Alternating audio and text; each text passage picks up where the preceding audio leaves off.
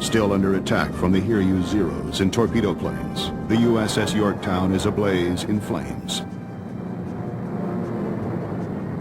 It's a problem for returning pilots like Ensign Robert Elder. When we got into the vicinity of the Yorktown, then radio just came alive.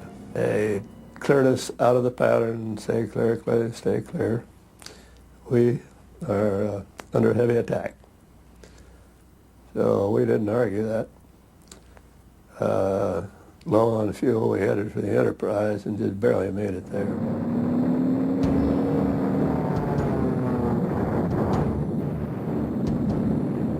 Damage to the Yorktown is severe, and word comes down to abandon ship.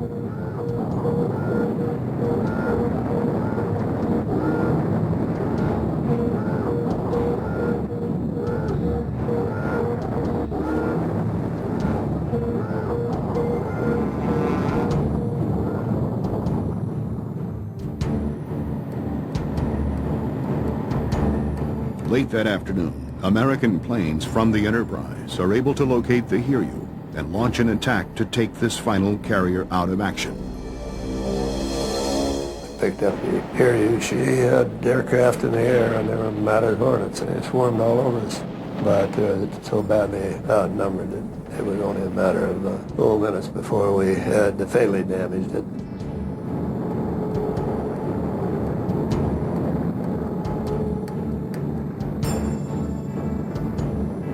Taisuke Maruyama has returned to the Hiryu and is aboard when it is hit.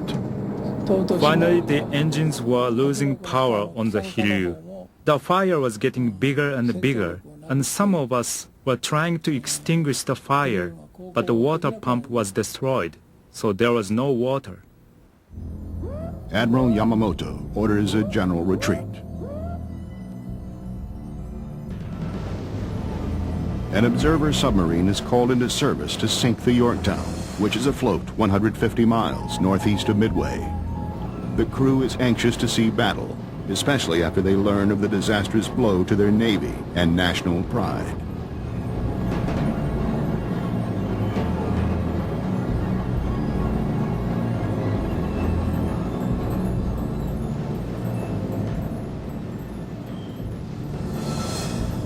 A damage control party volunteers to save what's left of the Yorktown.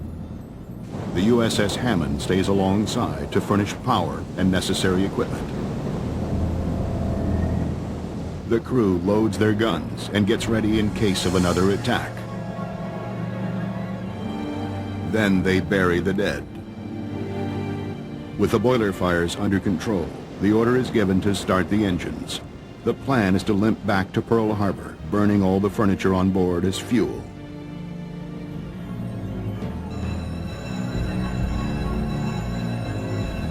But the Japanese observer submarine spots the Yorktown and loads its tubes with torpedoes.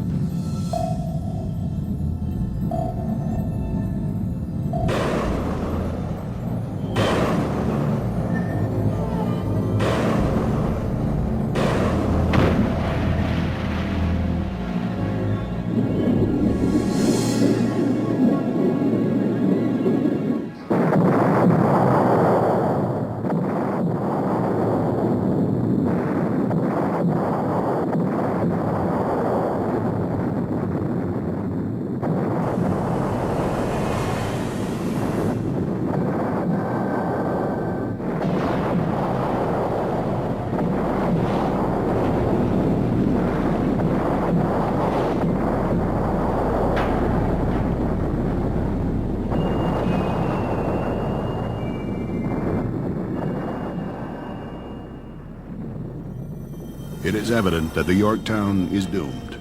At 6 a.m. on June 7th, she begins to sink. As the ship's log is officially closed, it is exactly 6 months to the hour since the attack on Pearl Harbor.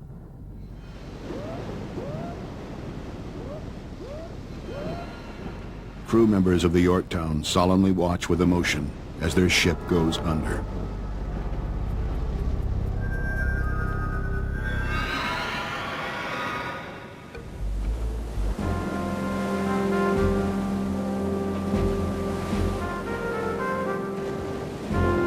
The captain of the submarine which sank the Yorktown will return to Japan and be hailed as a hero.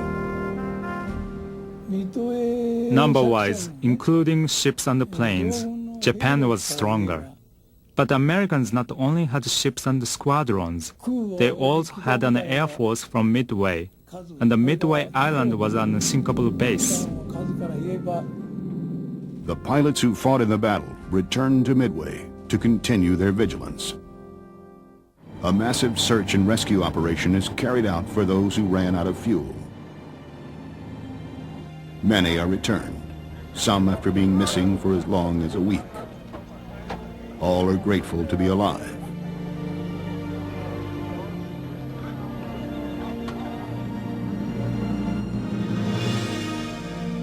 For every man who returns, there are many others who do not.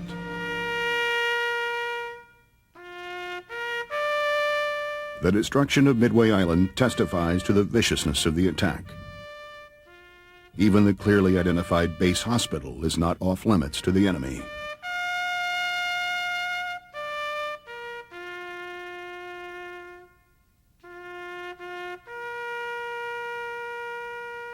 Second Lieutenant Maruyama would continue to see battle at Guadalcanal, Saipan, and Okinawa. After the war, he would go into his family's lumber business. But the war would never be far from his mind. Ensign Robert Elder would also fight at Guadalcanal, the Marshall and Solomon Islands. After returning to the United States, he would receive 2 Navy Crosses and become captain of the USS Coral Sea. Following a distinguished naval career, he would become a test pilot in carrier aviation. The human toll to secure Midway Island is high. The Americans have lost 41 planes, 80 airmen, and 1 carrier. But the Japanese have lost 332 planes, 4 carriers, and 2,155 men. This decimates Japanese naval might and turns the tide of the war in the Pacific. In the Midway battle, I felt that after having the 4 big carriers destroyed, the war would be difficult. It was the turning point. We went on the attack. The first time since the war started, we had the upper hand and we were on the offensive, not on the defensive.